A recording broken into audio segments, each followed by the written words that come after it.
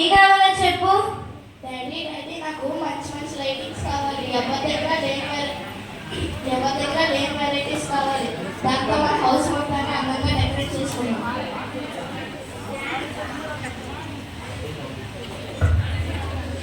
Daddy daddy నాకు lightings కావాలి. ఎవరి దగ్గర లేని వెరైటీస్ కావాలి. దాంతో మన హౌస్ మొత్తాన్ని అందంగా డెకరేట్ చేసుకుందాం.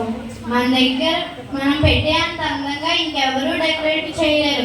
మనం చాలా కాస్ట్లీ డెకరేటివ్ ఐటమ్స్ తో డెకరేట్ చేద్దాం. కృపా త్వరగా రాయ్. వస్తున్నానండి, మీరు మాట్లాడుతూ ఉండండి, ఇప్పుడే వస్తాను. చెప్పరా పెద్దోడా, నీకేం కావాలో చెప్పు.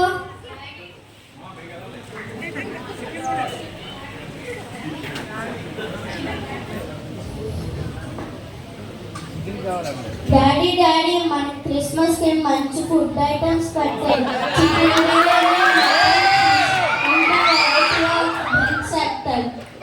అవి పెట్టినప్పుడు వచ్చిన గెస్ట్లన్నా మన ఫుడ్ ఐటమ్స్ చూసి షాక్ అవ్వాలి. అదంతా పనిరా, మనం పెట్టినంత అద్భుతంగా ఇంకెవ్వరూ పెట్టలేరు. నువ్వే చూస్తావు కదా ఆ రోజు. ఎలా తల్లి, మరి నీకేం కావాలి?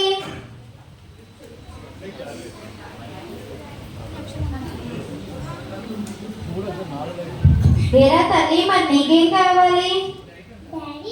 నాకు లేటెస్ట్ మోడల్ జ్యువెలరీ ఇంకా మంచి మంచి నెక్లెస్ కావాలి.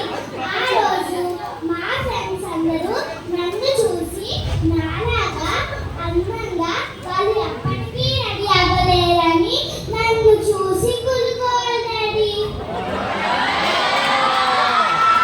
అంత అందంగా ఇంకెవ్వరూ రెడీ అవ్వలేరు. ఇప్పుడే నీ కోసం మంచి మంచి డ్రెస్సెస్, జ్యువెలరీస్ ఆర్డర్ పెడతాను. కృపా, ఇంకా ఎంతసేపు? త్వరగా రా. మీ మాటలన్నీ వింటున్నాడు. మరి నీకేం కావాలో చెప్పు. ముందు మీరు చెప్పండి. నాకు ఇంకేం కావాలి కృపా? మనందరం మన ఇంటిని చక్కగా అలంకరించుకొని మంచి మంచి డ్రెస్సెస్ వేసుకొని చర్చికి వెళ్ళి వచ్చి ఫ్యామిలీతో హాయిగా ఉంటే చాలు. అంతేనా క్రిస్మస్ అంటే? అంతే, ఇంకేముంది?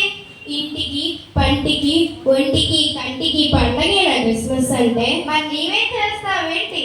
నేను కాదు, మనం చేయాలి స్తుతుల పండుగ. అంటే క్రైస్మస్ అంటే క్రీస్తుని ఆరాధించడం, క్రీస్తుని స్తుతించడం, ప్రజలందరినీ వారి పాపాల నుండి విడిపించుటకు 2024 సంవత్సరాల క్రితం రక్షకునిగా జన్మించిన క్రీస్తుని స్తుతించడం అన్నమాట.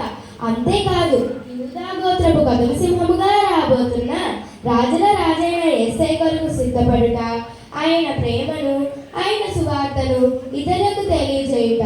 ఇవన్నీ చేయకుండా మనం ఎన్ని చేసినా అవన్నీ వ్యర్థమే.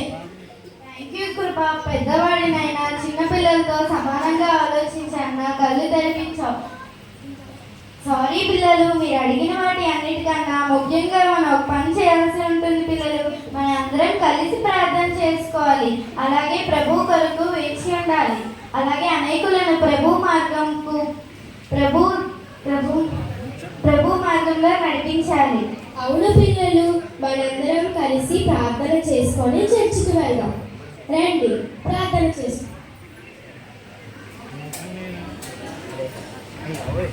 ప్రియ ప్రభు, పరిశుద్ధుడా, మా పాపులమైన మా కొరకు రక్షకునిగా జన్మించి మమ్ములను విమోచించారు. మీ రాకడలో నిత్య జీవం పొందుకున్నట్లు మేము నిత్య జీవం పొందుకునేటట్లు మాకు సహాయం చేయండి. మీ రాకడలోని మేము శరీర ఆశల నుంచి, శరీరయుక్తమైన క్రైస్తవ్యం నుంచి మమ్మల్ని దూరపరచండి. ప్రభువైన యేసుక్రీస్తు పరిశుద్ధ నామములో ప్రార్థించి వేడుకుంటున్నాం తండ్రి. ఆమేన్. Thank you.